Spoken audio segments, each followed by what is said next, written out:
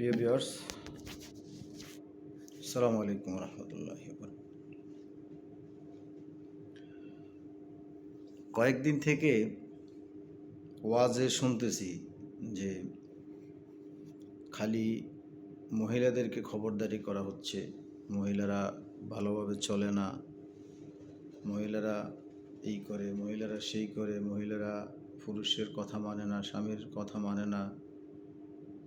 হ্যাঁ, এগুলি যৌক্তিক, আমি মানি। সেজন্য যে সব মহিলা খারাপ হবে, সব মেয়েরা খারাপ হবে, এটা আমি মানতে পারি না। কারণ হচ্ছে, আপনি ওয়াজে বলেন আর যেখানেই বলেন, হয়তো আপনি মনে করতেছেন ভালো করছেন, ভালো বলতেছেন, কিন্তু সব মেয়েরা খারাপ এটা আপনি কিভাবে বলতে পারলেন? মেয়েদের জন্য স্বামীর সেবা করা তার দায়িত্ব, স্বামীর এবং যে নেক আদেশগুলো সেগুলো মানা তার জন্য ফরজ। তবে আল্লাহ বিরোধী কোনো কথা সে মানবে না, এটা স্বাভাবিক।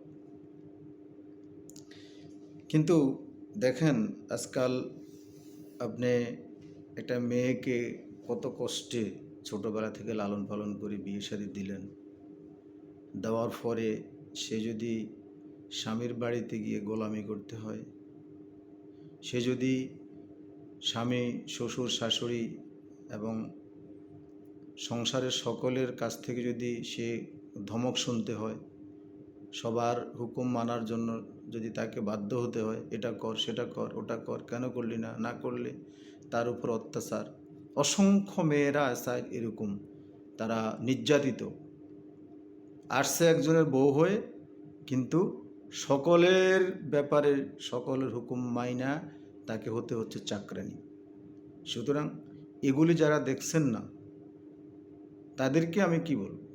আপনি মোল্লা হন, মৌলবি হন, মাওলানা হন, যাই হন, একটা মেয়ের যে অধিকার আছে সেটা সে স্বামীর ঘরে যাওয়ার পরে হস্তগত হয়ে যায়। সবাই ইন্টারফেয়ার করে তার ব্যাপারে, না শুনলে জামাইয়ের কাছে নালিশ, তোর বউ কথা শুনে না, ঠিক কী আনছস, কই থেকে আনছস, তাদের ব্যাপারে কি বলবে? সুতরাং আমি ওই সমস্ত আলেম ওলামাদেরকে বলবো, এক পক্ষ নিয়ে কথা বলবেন না। কথা বলতে হলে দুই পক্ষকে সাবধান করতে হবে। যে সমস্ত মেয়েরা, যে সমস্ত মা বোনেরা কথা শোনেন না, স্বামীর আদেশ মানেন না, স্বামীর সংসারে ঠিকমতো চলেন না, শ্বশুর শাশুড়ির সেবা যত্ন করেন না, তাদের কথা ভিন্ন।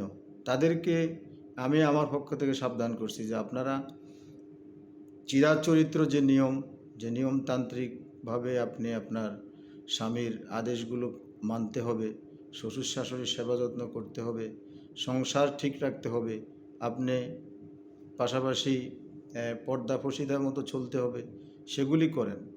আর যারা ভালো হয়ে চলতেছেন তাদের উপর যারা আক্রমণ করতেছেন, যে সমস্ত শ্বশুর শাশুড়ি, যে সমস্ত স্বামীরা, তাদের প্রতি আমারই বক্তব্য হচ্ছে, আপনারা সাবধান হয়ে যান। আপনারা বউ নিচ্ছেন, আপনারা কোনো চাকরানি নেন নাই সংসারে।